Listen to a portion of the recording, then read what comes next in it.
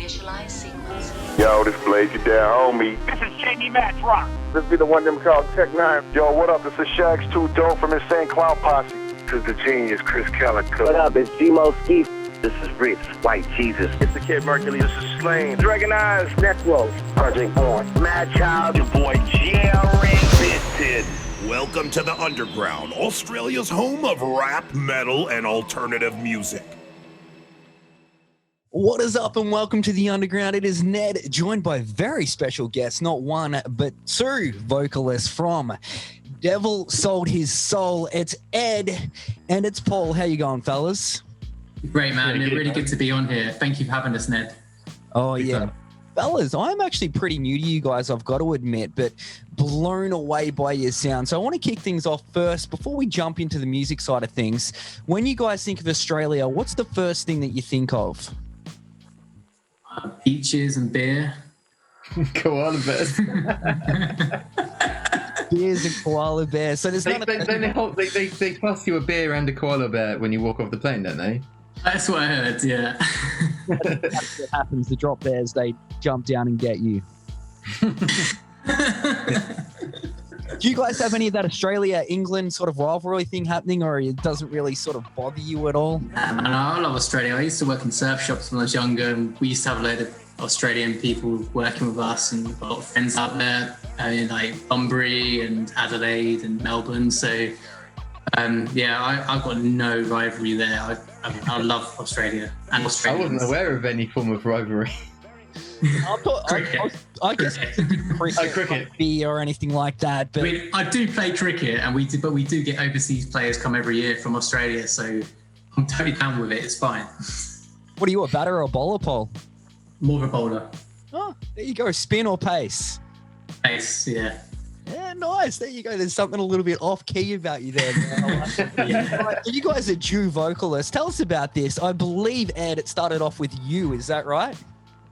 Yeah, I did it for, I think, 10 years. Then went off to sort of just figure out my career, really, and start making some money. And Paul stepped in. And, I mean, at this point, Paul, you've been in the band, what, 8 years? 8 years. It's crazy. Yeah, and this is my first album. That's pretty mad when you think about that as well. Mm. Yeah, and then we did... you guys invited me back to do the 10-year anniversary of one of our records. And we just did those shows, and it was me and Paul singing those old songs together. And it was just a case of we just had a really, really good time. Like, we've said this a few times, like, there's no need for two vocalists in this band in some respects, but it really appeases us, so we do it anyway. It's great fun. It's really good fun, and I think it sounds better for it. Yeah, I think taking the piss aside, I think it does definitely add something to the band that we didn't have before, and I don't think we do it in a gimmicky way. It's quite an organic, natural feeling way of thinking. I think, yeah, even if you forget about the fact there's two voices on it, both of us like taking on writing the songs together. There's stuff on there that neither of us could have come up like alone. It's really like a collaboration. Yeah, well, I personally think that's what stands out about you guys. Like, I am pretty new to you because of the whole Nuclear Blast signing. You come out twin vocalists. That is insane right there. And then sort of going back into your back catalogue and sort of reliving it all. But that's what the number one thing that stands out is that, you know, you've got the twin vocals happening there. And it's just love it. So you got a pretty good connection, I guess. Yeah, it's weird because we didn't know each other really that well until we did these tour back in like 2017, and kind of just hit it off from there. Really, it's just been, and like Ed's one of my best mates now. We hang out as much as we can, and like the actual writing side of it was just been super fun, and we get on. So it's weird. You kind of like, I guess when you get older, you don't expect to make new really good friends because you kind of got your group, etc. And it's you cool. Weird, yeah, it's weird, but it's worked out, and like I don't know. I guess. Yeah, we just get on. It's just been easy. If it wasn't easy, I don't think we'd be doing exactly what we're doing right now, I suppose. But yeah, it's just we're both pretty relaxed people, really, in terms of like I don't know. Neither of us. It sounds. Of course, someone would say this, but neither of us really have egos in terms of like frontman syndrome. I don't think neither of us are both sort of quite shy people. So I think we're both quite happy, like very happy to share the role. I think neither of us. Yeah. Are like, oh, you're definitely You my take friend. half of the burden. You take half of the burden. I think that's how we. Instead of it being like stepping on each other's toes, we really think about it like, oh, thank fuck, I don't have to do half of it anymore. Oh, I like it right there. Well, tell us about signing with Nuclear Blast Records, fellas. This is your 4th album, right? And you've just signed with the mega metal label. Oh man, Nuclear Blast. it's killer. It's absolutely killer. Honestly, like it's been better than our expectations. I think it's easy to sort of like join a big label and get lost in the noise. And you know, they've got huge bands. Like we're not one of the bigger ones on their label, but they've treated us with so much respect and so much. They give us all the time in the world. They put so much effort and brought us into this record. We've never spoken to anyone else in Australia until today about music. So, for example, like this wouldn't be happening if it wasn't for us being on Nuclear Blast. Absolutely. But We're so grateful.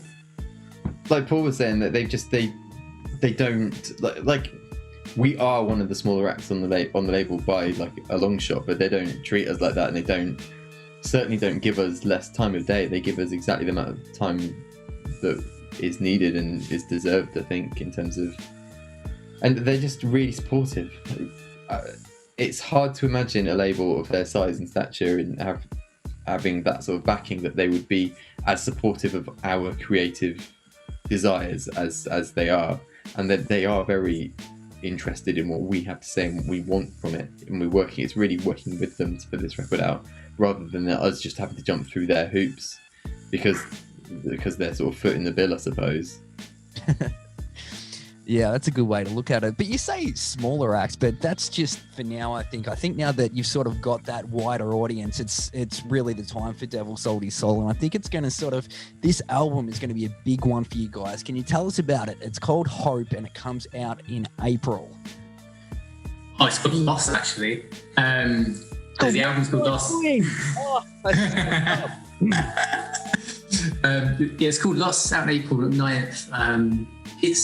It's about basically a lot about the grieving process. Our drummer lost his mum just as we were about to start getting into writing this record, and a few of us went through some pretty tough times. So we kind of write mostly about stuff that goes on in our lives rather than just write tracks for the sake of writing tracks. We want it to be personal. We want people to connect to our songs, and we felt this was the right purpose for this album. I think we've done really well with it in terms of making that connection. Ed, do you want to chip in on that? I think it's probably like the most cohesive, relatable album we've put together in terms of lyrical content. It's just it's about loss in quite a broad way. It's very much about grief and loss, but it's really about the loss of other things which come through the grieving process, like just like the loss of your life as you know it, and your kind of loss of mental health because of it, and not only because of it, but also we specifically go into kind of stuff about anxiety and kind of just that sort of that kind of stuff, I suppose. But yeah, it's really lost in quite a broad sense across the album, I think. Yeah, I'll tell you something else that stood out about it, apart from the fact from me stuffing up that name, and I do apologize, guys. Don't worry, man, it's all good. How diverse it is. Like, there's songs on there like where you just like boom, boom, boom, and then you've got that very melodic sort of sound in there as well. What would you best sort of say describes the sound of you guys? Like, there's so many subgenres and whatever at the moment. What's the best? It's fucking hard, man. And I think this is one of the things that's really it's not plagued us, but it's made life harder in the sense that it's really hard to pigeonhole. And I think we were sort of talking about this earlier about how you've got your sort of traditionalist metal heads who were kind of a bit sort of gatekeepery about the genre, but then you've got modern metal, which is just so fucking broad, because it's like it's just everyone's just pulling influences from all over the place, and it's I can see why people like who are traditionalists aren't into it, because it really is pushing the genre's being pushed quite heavily. Oh yeah, like especially in the past sort of, I don't know, 10 years, it's really been pushed quite hard. But I mean, I think that's super exciting and super interesting to see where people are taking it, because I mean, Architects have taken it in a totally different direction recently, which is quite cool. But then similarly, you've got I mean, there's like, you could really go down like rabbit holes and go really extreme. Like you've got sort of bands like Cult of Luna doing just really kind of quite extreme in a heavy sense, not in a fast sense, but like just really melodic, but also just bleak, boding and bleak. Yeah. But not like metal in a traditional sense at all. I guess we've always been quite like atmospheric, and I guess some people sort of cinematic and all those sorts of things. But we do write songs. We're not just writing soundscapes. We've always been a band that's written songs that have purpose. They're not just 10 tracks of a record that's, I don't know, a bleak blaring of like keys and stuff like that. We put a lot of thought into every track.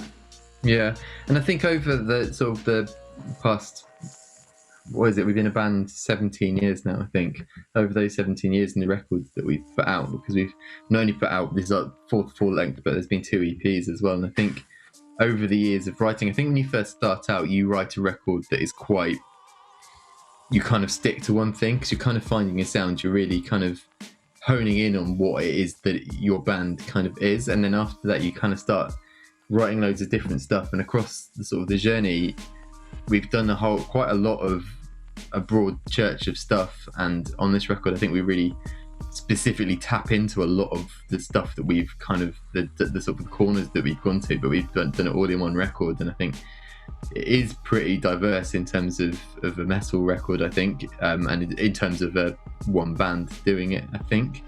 But at the same time, I think we do sound like the same band across the record. I don't think it sounds like it could be 10 different bands across it. But I think it really depends on how you look at it. Some people will think it's, I wouldn't say worse, but they might want more of a homogenous record. But we really feel like with a record, you want to take someone on a journey, and it's really about kind of really bringing in the ebb and flow of how to put a record together, not only in terms of writing the songs, but sequencing it as a record. And I think you really need to be careful about how you put songs, like what songs you put stuff next to. And it's really a case of making it an interesting listen, I think, and not treading the same ground too much. Yeah, 100%. Well, you've definitely hit the nail on the head with that, because I have been lucky enough to get a bit of a sneak preview. What was the sort of recording process of this one, fellas? Was this done mainly during COVID sort of lockdown, or how long have you been sitting on this material? It's been a mixture, really. So in terms of music was done in 2019. I think the first 2 songs were broadly recorded at the end of 2018. Wow. Really? Jeez. Yeah. That's mental, isn't it? Yeah, most of his music was finished in 2019, and then we wrote over sort of like summer, end of autumn, and then I was away in December in New Zealand, and got back and sort of went to hit the studio in January, February time, and then I did a couple of days in 2020. This is, and then Ed got COVID, so he didn't manage to get into the studio. Yeah, that's right. So I went out on holiday, on a snowboarding holiday in March, and you went into the studio the same week to record some vocals. Yeah. And the plan was to come back and we would continue practicing, just me and Paul in a practice room, just with the record really loud, and just to get ourselves up to scratch, and also to just continue honing it in a little bit more, just tighten it up, just the taking it from 99% to 100 kind of thing. But while I was away, the town I was in got quarantined for COVID, and that's just where shit kicked off. And I was with a group of maybe 10 to 15 people, and at least half of us came back with COVID. Wow. We all got ill straight away, and that kind of delayed shit, and then everything locked down. We weren't supposed to be leaving our houses, and really, it put a bit of a spanner in the works, I suppose. But so we finished in May, June, didn't we? Vocally, and then we just got that's it, really. It's been like first 2 weeks of June, slammed it out, didn't we? Yeah. Yeah, that's a crazy story right there. And Ed, you didn't get COVID, did you? Yeah, I mean, I was really lucky. I had it quite. In the grand scheme of things, it was really quite mild. I wasn't hospitalised or anything. I was just at home feeling sorry for myself for 2 weeks. Rightfully so. But hey, let's switch things up before we run out of time here, guys. I want to know, and I'm lucky enough to have both of you on here. What's some sort of out there facts about you? I now know, Ed, that you snowboard, and Paul, you're a bit of a pace bowler, but is there anything else that fans might want to know? What would they want to know about us? We love beer. Well, I love beer. I know you love beer as well. They're drinking the beers now, yeah? Like every Englishman, pretty much, we love our beers. I don't know. I kind of I'm probably not the most typical rock star. Or I'm not a rock star. Sorry, I'm not the most typical person in the band. And in terms of, I don't really do anything crazy or whatever. I find music's my outlet, and I think I find a lot of stuff to chill me out is probably the best for me to do outside of it. So a bit of cricket, a bit of gardening, pretty boring stuff really, but surfing as well. In that lawn. I really love gardening. I like surfing as well when I can get down to the coastline. But is what it is. Don't get that much chance anymore. Yeah, I think a lot of people, like our fans, don't know that I'm also, my day job is I'm a TV video editor, so I cut a lot of television programs, which is... Oh, that is crazy right there. Any TV programs we might know, Ed? No, I think it's all kind of British telly. Ah, okay. No, that's very cool there. Well, thank you so much, guys. I appreciate you taking time out, and I've got to congratulate you. The album, Lost. Thank you, man. Damn good one. It comes out on April the 9th, and it's available for pre-order through Nuclear Blast Records. Thank you so much, fellas. Thanks, Ned. Thanks so much for your time. Thanks for everything. Thanks for everything, man. No worries at all. Be sure to hit these boys up. Facebook.com/Devil Sold His Soul.